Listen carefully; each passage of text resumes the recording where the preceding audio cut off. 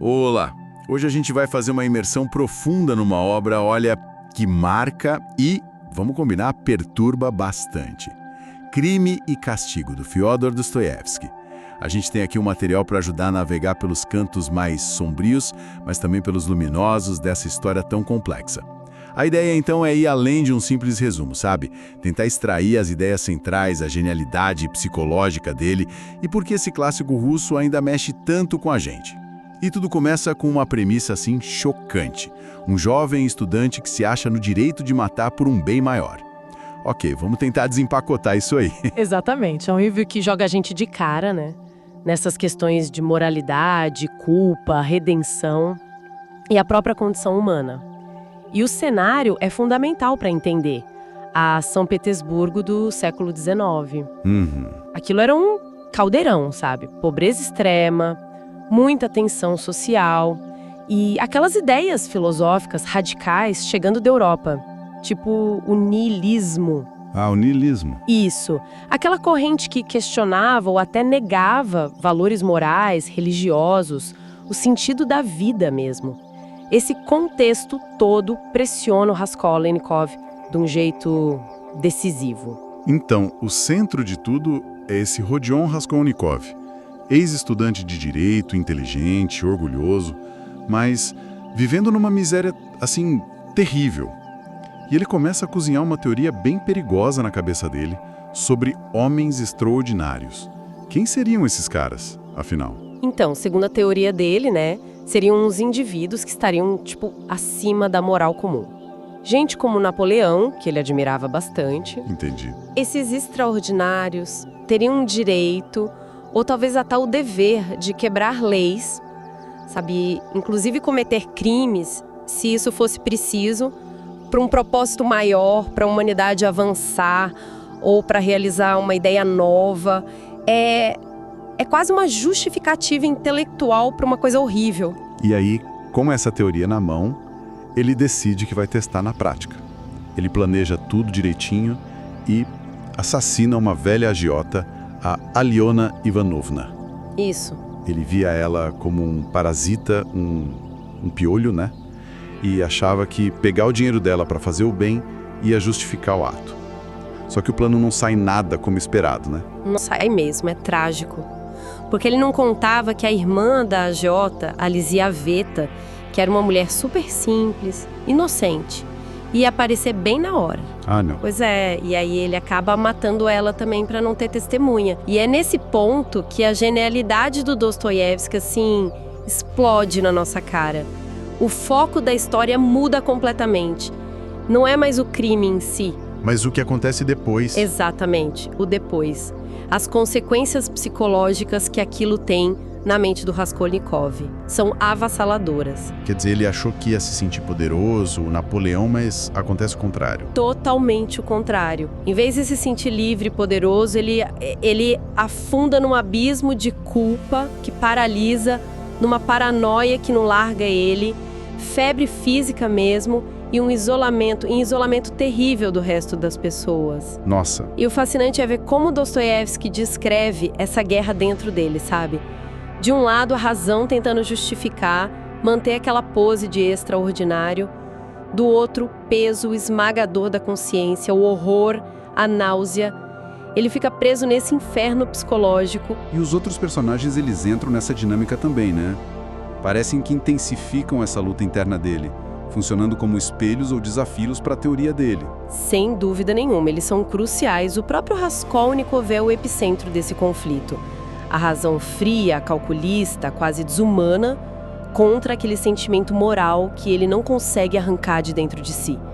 A teoria dele mostra bem essa arrogância intelectual, essa tentação perigosa de se colocar acima dos outros, né? Que é um risco de certas ideologias radicais. E quem seria, assim, o contraponto mais forte a essa visão de mundo dele, a essa frieza toda? Sem dúvida nenhuma, é a Sônia Marmeladova. Uma figura que é trágica e luminosa ao mesmo tempo. Ele é jovem, foi forçada a se prostituir por causa da miséria extrema da família, o pai alcoólatra, a madrasta doente, as crianças passando fome. Mas apesar de toda essa degradação social, ela personifica a fé cristã profunda, a compaixão sem limites, a humildade, a capacidade de se sacrificar. Ela é um caminho totalmente diferente para o Raskolnikov. Então ele seria a razão orgulhosa que leva ao crime e ela a fé humilde que aponta para a redenção. É isso? Exatamente isso. A Sônia oferece a chance de salvação pelo amor, pelo sofrimento aceito como purificação, pelo perdão. É o oposto completo da ideologia dele. E tem outra figura muito interessante, o Porfírio Petrovich. Um investigador. Isso, o juiz de instrução do caso. Ele não é aquele detetive clássico, sabe? Ele usa psicologia, intuição. Ele joga um jogo mental com Raskolnikov. Vai cercando ele psicologicamente. Ele busca a confissão que vem da consciência atormentada do cara, não só das provas. É uma abordagem da justiça bem mais sutil, focada no interior, né? Faz sentido. Ele parece que lê a mente do Raskolnikov quase bem demais. E tem mais gente importante nessa teia, né? Sim, vários outros. A Dunya, irmã do Raskolnikov. É uma mulher forte, inteligente, com senso moral muito firme, mas que também passa por dilemas éticos e pressões sociais horríveis, como aquela proposta de casamento com o Luzhin, que é um calculista. Sim, lembro dele. E tem os Svidrigailov, uma figura, nossa, enigmática e perturbadora. Ele é rico, cínico, libertino. Talvez ele seja a personificação do niilismo levado ao extremo, mas sem nenhum idealismo, sabe? Só o lado sombrio, sensual. Ele parece mostrar o caminho que o Raskolnikov poderia seguir se abraçasse a teoria sem culpa. Mas é um caminho que leva para o vazio, para a autodestruição. A presença dele assombra o Raskolnikov. É uma galeria de personagens muito densa, cada um com a sua própria batalha interna. Isso leva a gente para os grandes temas do livro. O título já diz tudo: crime e castigo. Mas onde está o verdadeiro castigo na visão do Dostoiévski? Aí que o negócio fica realmente interessante, como você falou. O castigo mais brutal não é a ascensão do juiz, a prisão na Sibéria, que uma hora chega, é a tortura psicológica que ele mesmo se impõe. É o inferno que o Raskolnikov passa a viver depois do crime. É a alienação, a incapacidade de se conectar com a mãe, com a irmã, com os amigos, a febre da consciência pesada. Dostoiévski parece dizer que a nossa consciência moral é o juiz mais implacável que existe. O castigo de verdade está dentro do próprio crime. Essa ideia da consciência como juiz é muito forte. E se liga com a crítica que ele faz a certas ideias da época, né? Totalmente. Ele está dialogando ali de forma direta com as ideias utilitaristas, niilistas que estavam circulando na Rússia. Ele pega essa lógica do Raskolnikov. Posso cometer um mal pequeno, matar a agiota, para fazer um bem maior, me ajudar outros, e ele desmonta isso de forma impiedosa. Ele mostra que não funciona. Exato. Mostra as consequências horríveis dessa racionalidade fria quando ela se desliga da empatia, da moral básica, do respeito pela vida do outro. O Raskolnikov vira um estudo de caso trágico dos perigos desse orgulho intelectual e dessas ideologias que desumanizam o outro em nome de uma ideia abstrata, né? E qual seria a alternativa para essa razão fria, então, dentro do livro? A fé, a espiritualidade, a compaixão, principalmente através da Sônia. Ela não fica debatendo filosofia com ele, ela vive a fé dela. É quando ela lê para ele aquela passagem da Bíblia sobre a ressurreição de Lázaro, aquilo planta uma sementinha de esperança nele, a ideia de que mesmo lá do fundo do poço uma transformação é possível. Entendi. E o próprio cenário de São Petersburgo ajuda nisso, sabe?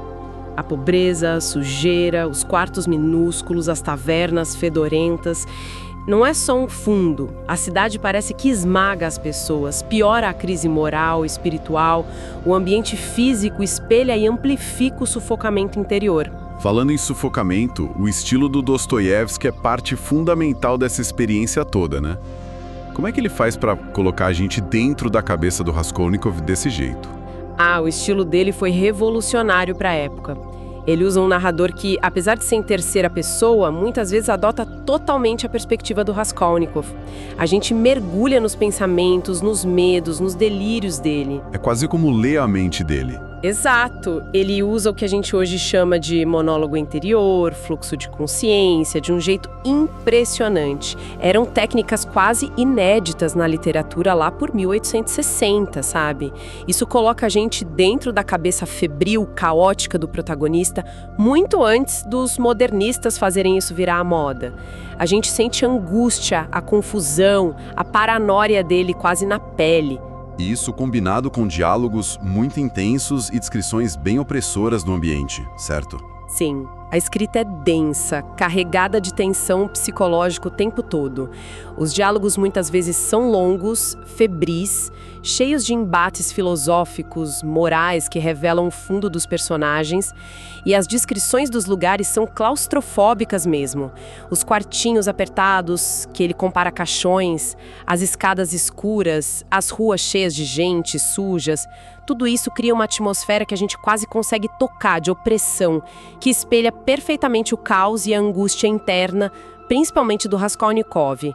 O cenário não é só cenário, ele participa do drama. Então, essa combinação toda de mergulho psicológico fundo e esse ambiente opressor serve para mostrar o que no fim das contas?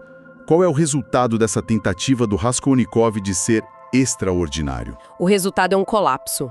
Um colapso mental e espiritual completo. A tentativa dele de viver por uma lei própria, de se provar acima da moral comum pelo crime, na verdade desumaniza ele de um jeito terrível. Ele queria transcender a condição humana normal, mas acaba se afundando numa solidão, numa dor psíquica que ele não aguenta. Ele se corta do resto da humanidade. A transgressão não liberta ele. Ela aprisiona ele dentro de si mesmo.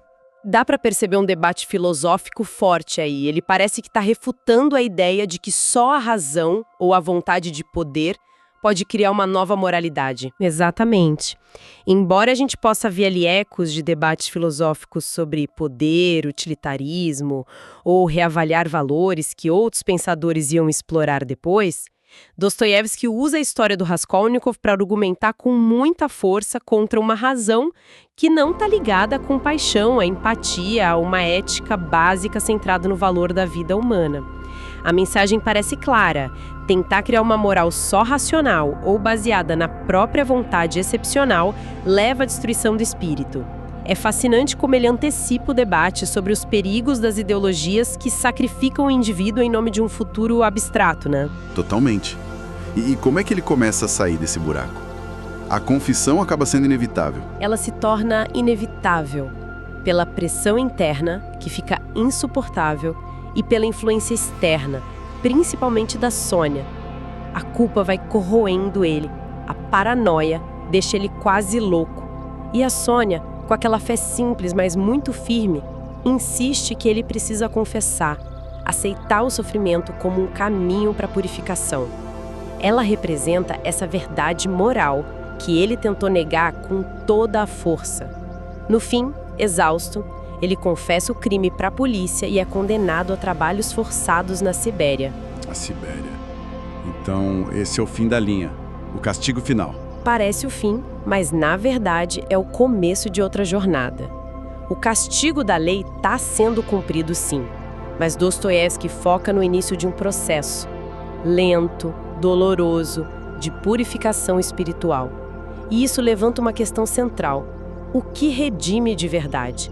É o castigo que a lei impõe ou é uma transformação que vem de dentro? Boa pergunta. E a Sônia, no ato de amor e sacrifício, assim, incrível, acompanha ele até a Sibéria. É lá, através do amor incondicional dela e de um despertar muito gradual para a fé, simbolizado por ele finalmente pegar os evangelhos que ela deu para ele, que o Raskolnikov começa a enxergar uma possibilidade de ressurreição interior. Ele começa a poder sentir de novo, a se reconectar com a humanidade que ele tinha perdido. Então o final não é exatamente feliz, tipo, viveram felizes para sempre. mas deixa uma porta aberta para a esperança, para essa transformação. Exatamente. Não é uma resolução fácil, nem completa. O processo do Raskolnikov está só começando no final do livro, mas a direção está clara. A esperança de redenção não está na teoria nem na razão sozinha. Está no sofrimento aceito, no amor compartilhado e na redescoberta da fé e da conexão humana. É um final que aponta para a possibilidade de restaurar a alma, mesmo depois de tudo. Então, se a gente fosse resumir a grande mensagem que fica disso tudo, qual seria? Olha, talvez seja a de que nenhuma ideologia, nenhuma teoria racional, por mais brilhante que pareça, pode justificar violar a lei moral fundamental que une a gente. O respeito pela vida e pela dignidade do outro. A consciência, essa voz interior que o Raskolnikov tenta calar sem conseguir, acaba sendo o tribunal mais verdadeiro e do qual não dá para escapar. E a liberdade de verdade não vem de quebrar as regras, mas da jornada difícil de voltar para a humanidade, através da humildade, do amor e de aceitar a responsabilidade pelos próprios atos. E o impacto desse livro foi gigantesco, né? Ele continua relevante hoje. Nossa, é imensurável. Crime e Castigo é um marco, fundou o romance psicológico moderno, influenciou profundamente escritores como Kafka, Camus, Sartre, Faulkner, pensadores de várias áreas, da filosofia, à psicologia. O Freud, por exemplo, era fascinado pela análise que Dostoiévski faz da culpa, da mente criminosa. Sério? Sim, e as questões que o livro levanta sobre ética, o sentido do sofrimento, os limites da razão, a natureza do bem e do mal, os perigos das ideologias totalizantes continuam absolutamente centrais no nosso mundo hoje. A gente vive tempos em que justificativas racionais para atos desumanos ainda são muito comuns, infelizmente. A obra do Dostoiévski continua sendo um alerta muito poderoso. Recapitulando então, pessoal. Crime e Castigo nos leva para dentro da mente de um homem que resolve testar os limites da moralidade, achando que está acima dela e paga um preço psicológico e espiritual devastador. A gente explorou a culpa como o verdadeiro castigo, a crítica a ideologias que desvalorizam o indivíduo em nome de abstrações e o caminho tortuoso para a redenção através do sofrimento, do amor e da fé, muito bem personificado pela Sônia. É uma leitura que exige fôlego, não tem jeito. É densa, às vezes angustiante mesmo, mas a profundidade da análise da alma humana, das nossas contradições, da nossa capacidade tanto para o crime quanto para a compaixão, é algo que marca demais quem lê. É verdade. E talvez um pensamento final para a gente ficar refletindo seja este. A história do Raskolnikov obriga a gente a olhar para dentro e para fora, né? E questionar onde podem estar os perigos escondidos em qualquer sistema de pensamento, seja político, filosófico, religioso ou até pessoal, que se coloque acima da ética fundamental e da compaixão. Até que ponto a busca por um objetivo nobre ou acreditar demais na própria razão ou excepcionalidade pode cegar a gente para a humanidade do outro? Onde é que a gente traça essa linha no nosso mundo e dentro de nós mesmos, entre ter convicção e cometer uma transgressão perigosa? Dostoiévski mapeou isso de forma magistral e essa pergunta que ele deixou continua muito, muito urgente para nós hoje.